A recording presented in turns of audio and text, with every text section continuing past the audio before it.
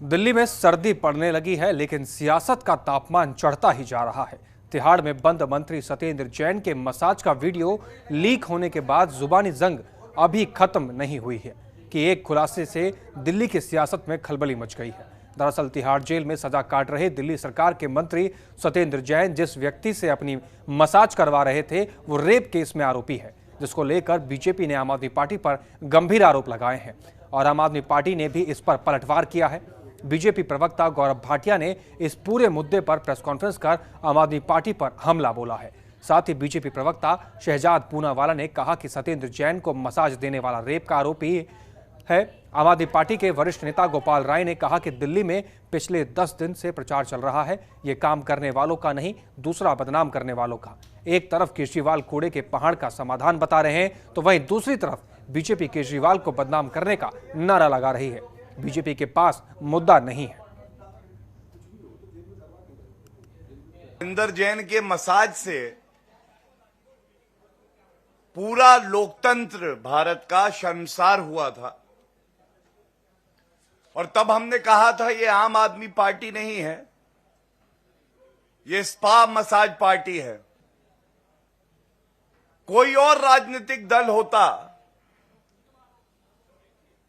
और इतना शर्मसार करने वाला कृत्य कि जेल की सलाखों के पीछे एक भ्रष्टाचारी कट्टर बेईमान मंत्री का मसाज होता है, कानून का उल्लंघन करते हुए, तो उस पार्टी का मुखिया स्वयं कान पकड़ के जनता से माफी मांगता और कहता कि मुझे माफ कर दीजिए, जो संविधान की शपथ मैंने ली थी उसका पालन मैं नहीं कर पाया हूं। भ्रष्ट मंत्री जो कृत्य कर रहा है, मैं तुरंत उसे बर्खास्त करता हूं। भारतीय जनता पार्टी का एजेंडा है, हम 5 साल कैसे अरविंद केजरीवाल को बदनाम करेंगे।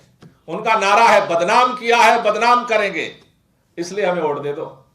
अरविंद केजरीवाल का क्या नारा है, काम किया है काम करेंगे। सारी थीम पिछले 10 दिन से अगर आप देखें तो इसी थीम के चारों तरफ सारी राजनीति घूम रही है। वो चाहे सत्येंद्र जैन का मामला हो, चाहे मनीष सिसोदिया के ऊपर हो, चाहे इस डिपार्टमेंट का हो, चाहे उस डिपार्टमेंट का हो, चाहे जसमिन शाह का हो, चाहे ये स्टिंग ऑपरेशन हो, चाहे वो स्टिंग ऑपरेशन हो। भाजपा क्या कह रही है? भाजपा के पास कोई मुद्दा नहीं है। कह रही है हम अरविंद केजरीवाल को सबसे ज्यादा गालियां दे सकते हैं, बदनाम कर सकते हैं, इसलिए हमें वोट दो। अरविंद केजरीवाल क्या कह रहे हैं? आम आदमी पार्टी क्या कह रही है? कह रही है हम सबसे ज्यादा काम किए हैं और तुम्हारा काम कर सकते हैं 5 साल में, इसलिए हमें वोट दो।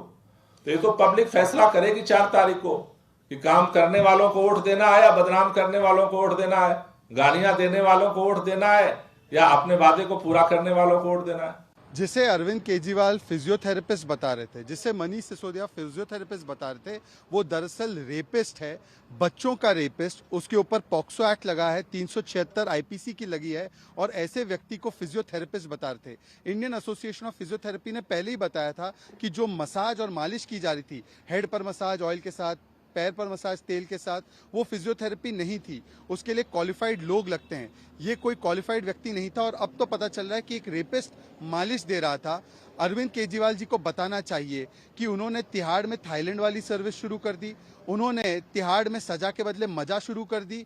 अरविंद केजरीवाल ने जो मंत्री भ्रष्ट है उनको किस प्रकार से वीवीआईपी फैसिलिटीज भी मिलती है, वसूली करने का मौका भी मिलता है और फिर उसको आकर डिफेंड करते हैं और कहते हैं फिजियोथेरेपी है। ये फिजियोथेरेपी नहीं, ये आम आदमी पार्टी का करप्शन थेरेपी है जिसको सिसोदिया जी और अरविंद केजरीवाल जी डिफेंड कर रहे हैं। आज सवाल ये बनता है कि 3 मुख्य बिंदु है।